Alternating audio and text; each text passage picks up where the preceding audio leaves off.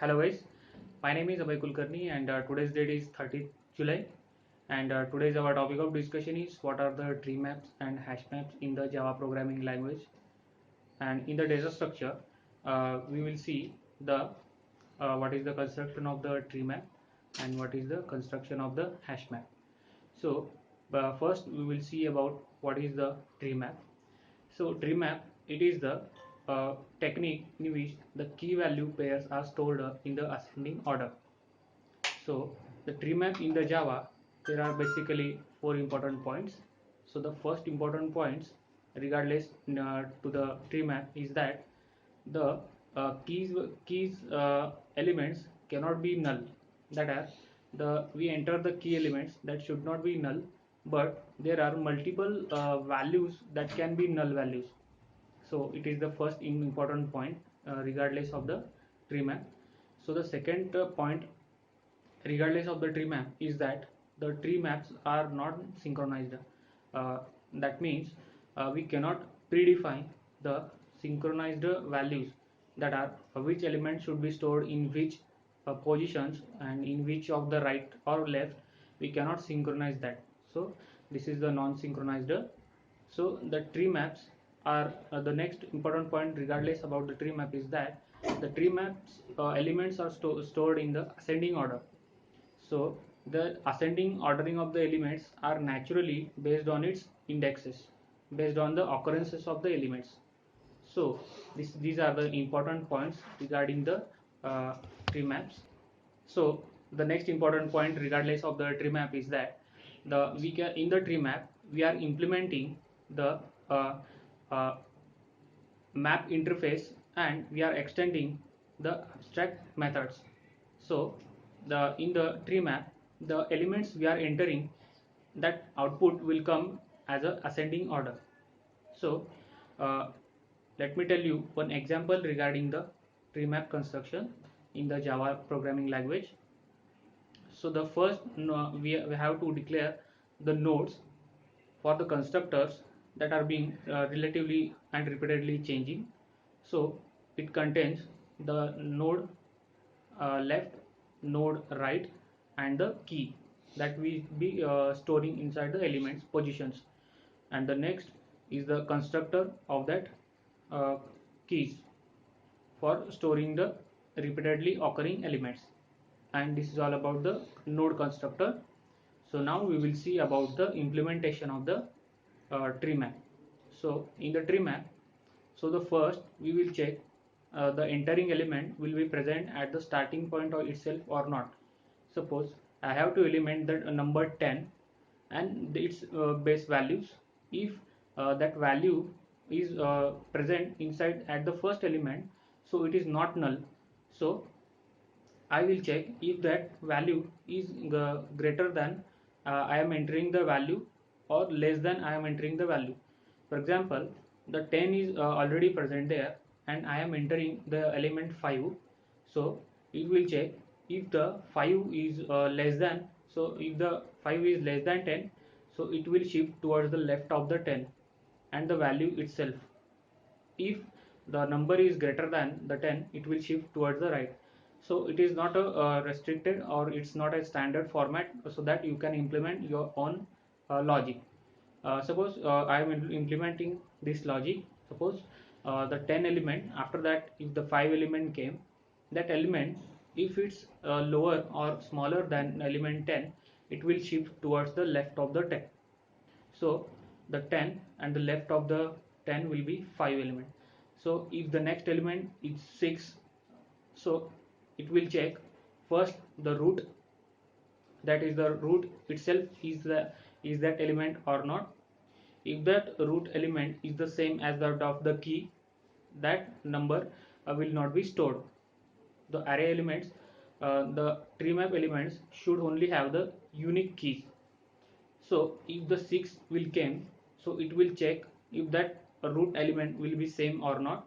Then it will shift towards the left or right based on the greatness of the smallest. So the 6 is less than 10, so it will shift towards the left. And in that 5 it will came, again it will check it is less than 5 or greater than 5. So if it is greater than 5, it will come towards the right of the 5. So what will be the structure now? The 10 is there, 5 is there, and the right of the 5 will be the 2. So this is the structure of the tree map and the storage of the tree map. So let me quickly revise the class to implement the tree map. Is that first you will check the root class. If the root class is a null, then you should add the new root. If the root class is not null, you should check if it is greater than the key value or is less than the key value, and you should check if the it's less than the key value and the left element is not null, then you can store you cannot store the elements. If the key element is less than the present key element, and if it's left element it's null, then you can store the element there. So same is for the right side. If your key element is greater than the current key and the right of the current key is not null, then you cannot store the element there. And again you will move forward, and if you check if the that right element is greater than the key, and the left of that key left element should be null. So what we can conclude here, if there are null, then only you can store the elements. So let's move towards the hash maps. So hash maps are the building blocks where you want to store the elements based on the key value indexes. So here the values are based on the key values. So here the keys, the three main important factors are there: the keys, the hash functions, and the buckets. So the keys are, we can say, the IDs and the values. The hash functions are the methods to implement and get the index values that to be stored inside the unique buckets, and inside the buckets that unique values should be stored. So if we store inside the hash maps, so these are the three factors. First is keys, second is hash functions, and the next is the buckets. So ideally, the hash map is an arrays, and inside the arrays, the linked list are joined towards the single proper elements of that arrays. So what is the function of the hash functions and how the elements are being stored? That we'll see. If I have to store the 10 element, I have to store the element 10 and its values. So the operation on the keys are done by the hash functions. The hash functions are the methods in which your index positions will be identified, and that index or unique index positions, at that place only the key values are being stored. So this is the methodologies to store the key and the values. So how the hash functions are work? The hash functions are work dependently on the keys. If the keys are only integers, then another hash function methodologies are used. If the keys are hash codes of that variables, then the hash codes will give only the unique values or the unique indexes, and only to that unique number buckets that key values are being stored. So this is the format to store the key values. So uh, where the hash functions are being came. So for example, if I am having the root array or the array of nodes at the size of 4, so if the keys are provided the keys are to be integers, I will divide the keys by the 4, and the result will it will came from 0 to 3. As we know, if we divide the any number from let's take an example 4, the result or the remainder will came towards the 0 to 3. So if the result will be 2, the 10 element will be stored at the index position 2. If the result is 3, the 10 elements will be or the next element will be stored at the index position 3. So this is the insertion mechanism of the key values of the hash map. So where the hash maps are user, the hash maps are user in the associating array and the multifunctions. So this is the use of the hash map. So let me introduce you to the very quick review to the hash map implementations. So first of all, you will see for the addition if the root element is null or not.